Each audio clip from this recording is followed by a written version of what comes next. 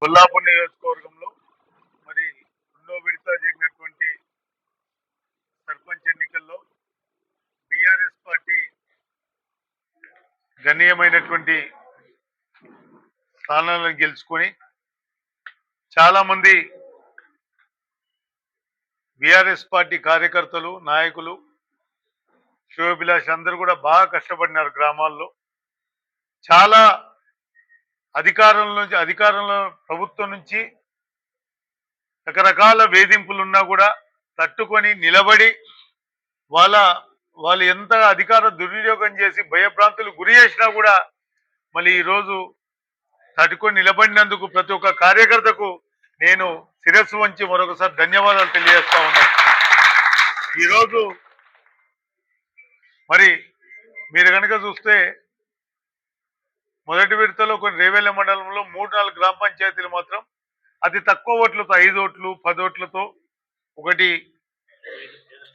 ఏదుల మండలంలో గుండెవాళ్ళ అనే 35 ఓట్లు, సింగాయిపల్లి 5 ఓట్లు, 12 ఓట్లు, బాడిగదిన్నె, ఇవన్నీ కూడా కొన్ని తక్కువ ఓట్లతో మేము ఓటమి పాలు కావడం జరిగింది. కానీ మేము ఓటమికి కుంగిపోయే తత్వం కాదు. మేము ఎక్కడెక్కడైతే ఇంకా పార్టీని బలోపేతం చేసుకోవాలో బలోపేతం చేసుకుంటాం, పార్టీ నిర్మాణం చేసుకుంటాం. పార్టీ ఇంకా రాబోయే జెడ్పీటీసీ, ఎంపీటీసీ ఎన్నికల్లో నియోజకవర్గ స్థాయిలో ఖచ్చితంగా పార్టీని ఇంకా బలోపేతం చేస్తాం. జెడ్పీటీసీ, ఎంపీపీ స్థానాలు కూడా కైవసం చేసుకోవడానికి మా వంతు ప్రయత్నం చేస్తామని కూడా ఈ సందర్భంగా చెప్తా ఉన్నాం. మరి ఒక్కసారి మీరు కనుక పెంట్లవెల్లిలో పోలీసులు వ్యవహరించిన తీరు చాలా, దీనిపై డీజీపీ గారికి, ఉన్నత అధికారులకు ఫిర్యాదు చేస్తాం. పెంట్లవెల్లి సబ్ ఇన్స్పెక్టర్ అనవసరంగా బీఆర్ఎస్ పార్టీ నాయకులను, మంచాలకట్ట గ్రామంలో బీఆర్ఎస్ పార్టీ నాయకులను తీసుకుపోయి పోలీస్ స్టేషన్లో కూర్చోబెట్టి అనవసరంగా వాళ్ళను ఊర్లో ప్రచారం చేసుకోకుండా, వాళ్ళ పని చేయనీయకుండా, మా ప్రచారానికి అడ్డుదలిగి మా గెలుపును అన్ని రకాలుగా అడ్డుకునేటువంటి ప్రయత్నం చేసిన వారిపై ఖచ్చితంగా ఎలక్షన్ కమిషన్కు అందరూ కూడా ఫిర్యాదు చేస్తాం. ఆయన పైన చట్టపరమైన చర్యలు తీసుకోవాలని చెప్పి కూడా మేము డీజీపీ గారిని కోరుతా ఉన్నా. అదేవిధంగా మరి ఎంత అధికార దుర్వినియోగం అంటే, సాతాపూర్లో బీఆర్ఎస్ పార్టీ కట్టె వంశీగౌడు సర్పంచ్గా గెలిస్తే సుమారు 3-4 సార్లు ఎలక్షన్ కమిషన్ నియమావళి ప్రకారం ఒక్కసారి రీకౌంటింగ్ చేస్తారు.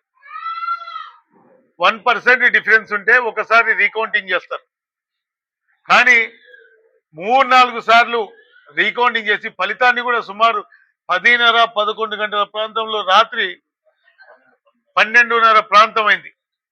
12:30కి మేము జిల్లా ఉన్నతాధికారులకు, ఎలక్షన్ కమిషన్, స్టేట్ ఎలక్షన్ కమిషన్తో మాట్లాడి, జిల్లా కలెక్టర్ గారితో మాట్లాడినా అప్పుడు ఫలితం అంటే గెలిచిన అభ్యర్థిని డిక్లేర్ చేయడానికి ఇంత సమయం పట్టిందంటే ఎన్ని రకాలుగా అధికారులపై ఒత్తిడి తెస్తా ఉన్నారు. ఒకసారి మీరందరూ కూడా, నియోజకవర్గ ప్రజలందరూ కూడా గమనించాలని చెప్పేసి నేను కోరుతా ఉన్నా.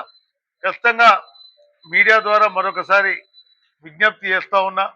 నెక్స్ట్ ఫేజ్ ఎలక్షన్స్ అన్నా ఇలాంటివి జరగకుండా చూడాలి. ఖచ్చితంగా ప్రజాస్వామ్యంలో ఓటు, ఎలక్షన్లు సజావుగా సాగుతూనే ప్రజాస్వామ్యం బతుకుతుందనే విషయాన్ని కూడా మరొకసారి చెప్తూ, ఉన్నటువంటి పోలీస్ అధికారులకు మరొకసారి విజ్ఞప్తి చేస్తా ఉన్నా. ఈ యొక్క సాతాపూర్ ఎలక్షన్లో జరిగిన జాప్యంపై విచారణ జరిపించాలి. సంబంధిత ఎలక్షన్ ఆఫీసర్పై చర్యలు తీసుకోవాలి. అదేవిధంగా పెంట్లవెల్లిలో ఎవరైతే